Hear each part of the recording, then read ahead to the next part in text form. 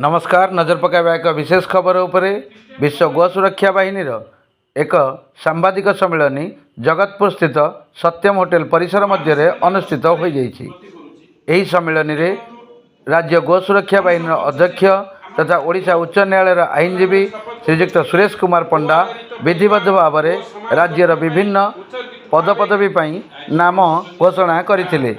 राज्यर उपसभापति भाव श्री सूर्यकांत दास को मनोनयन करथिबा बेले जिला आईटी सेल अध्यक्ष भाव में श्री असीम अमिताभ स्वाई को मनोनीत करथिले। आगामी दिन में राज्य में गोमाता सुरक्षा एवं गोमाता वंशवृद्धि हिंदुत्वर सुरक्षा एमाने शपथ पाठ करथिले। राज्य में देखा जाउथिबा गोहत्या एवं गोमाता सुरक्षा किभली भाव में कार्यक्रम करा जाई परिबो से विषय श्री पंडा सूचना प्रदान करथिले।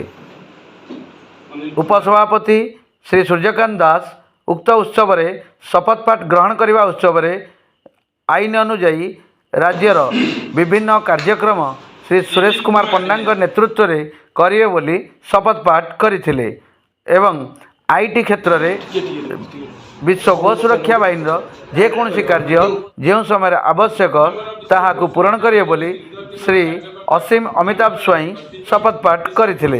एही कार्यक्रम रे बहुत संख्यार गोसेवक माने जोग देइथिले।